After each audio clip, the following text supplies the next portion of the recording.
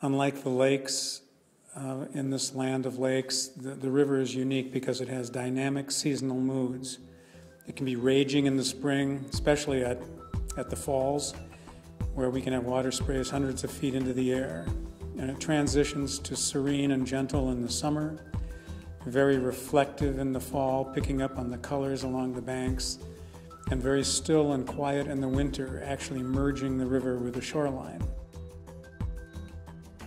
The project's title, Streamlines, evokes the stories and lives of the people who live, work and play by the river's edge, and have done so throughout its history. But Streamlines also refers to a river's natural shape, made up of many smaller channels, each strand or thread weaving its own ecologies. It's the water's tendency to meander and braid throughout the river's length and history, over space and time, sometimes flowing together and at other times apart.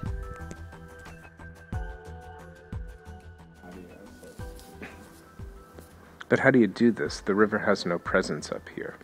There's no perception of the river. It's been so long cut off, these neighborhoods, from the river, that it's almost a forgotten entity.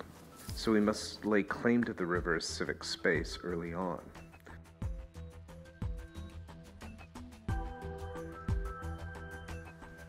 My proposal for Minneapolis as part of the team is a large-scale light sculpture called Flow Intersect, which allows people to easily see the meandering of the river across the city.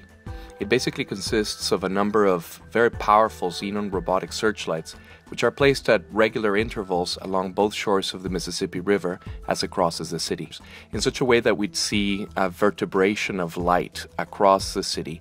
And this vertebration would constantly be transformed by the river itself.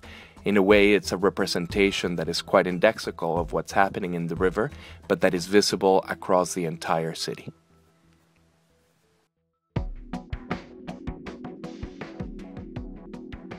The boats and barges would be launched from already accessible points along the river. In existing open spaces, for instance, or at moments where streets extend directly to the river.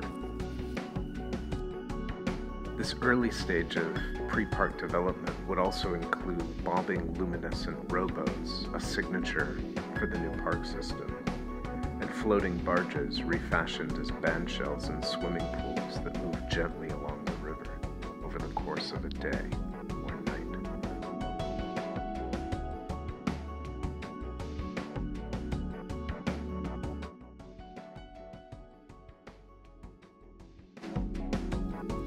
The river park is very much a working landscape, one that cleans the site and the city as it grows. It supports a full range of social and recreational activity and ecological life.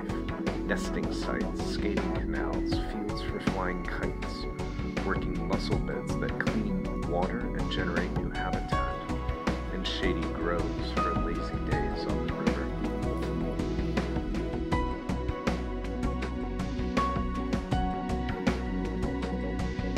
The park will gather and clean the water as it flows to the river. In its creation of river islands and side channels, which form naturally but have been eroded over the years, the park will create new habitat for freshwater mussels and fish.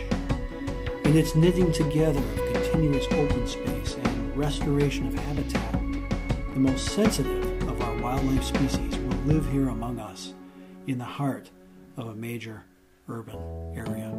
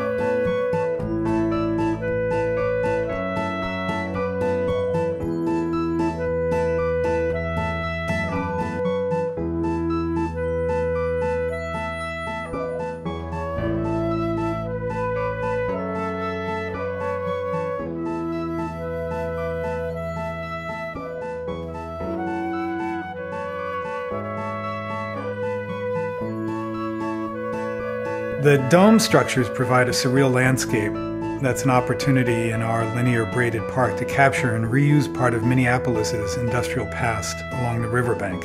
This new industrial cultural center introduces diverse recreation, culture, and activity programs. It's an interior world that can remain active both in the cold winter months and the hot summer days, and has a diverse outdoor landscape as well that connects to the river park during the mild fall and spring months.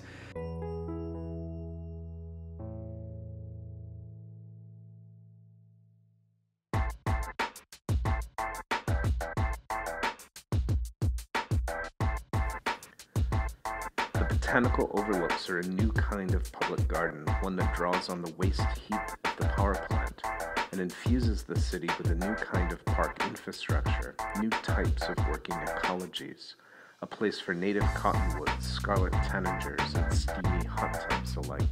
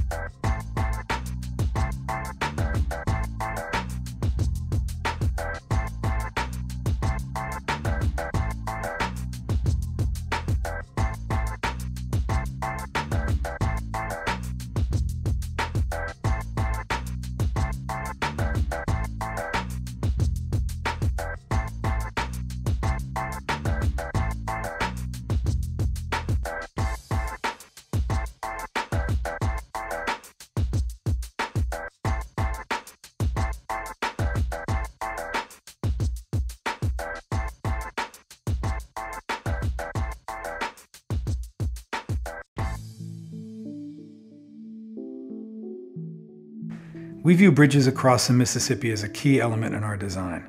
They provide connection across the river between distinct districts in the city, but the bridges, they provide not only physical connection, but they also provide visual wayfinding and placemaking throughout a linear long site.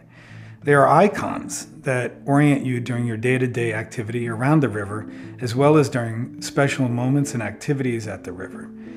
By imagining the bridges not merely as a crossover or cross-through, but more as a destination with moments of activity and gathering, they become more than solely infrastructure. Step benches and sloping roofs become informal viewing platforms for river events, with the iconic Minneapolis skyline always visible in the distance. But we can't just work along the river. We need to extend and expand its influence. We must allow the river to begin to permeate all aspects of life in the city. In this way, we want to engage a broader territory, layers and strands set back from the river, like a social or civic floodplain.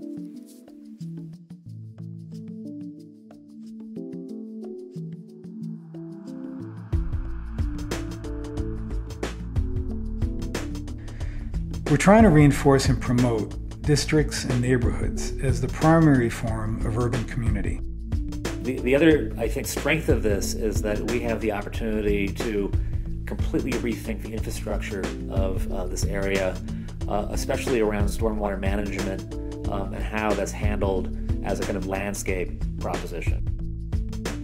Driving around, it's pretty clear that some of these, actually most of these businesses are active, and there are a kind of diversity of things happening here. And I think given that, we can't really consider this part of the city a post-industrial site. And imagine a live-work culture that lives on 3 levels above that.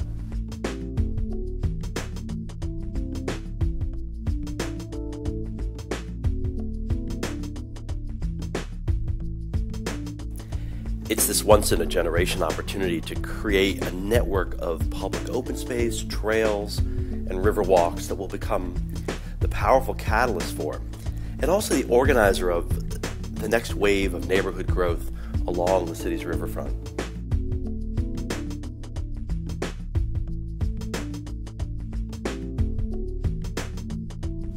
The The city islands provide an important and significant contribution to the productive landscape that's planned for the area.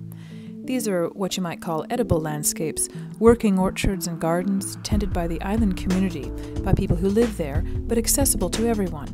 The city islands in this way offer not only an affordable food source, but an engaging opportunity for both citizens and children to participate in a working, learning landscape.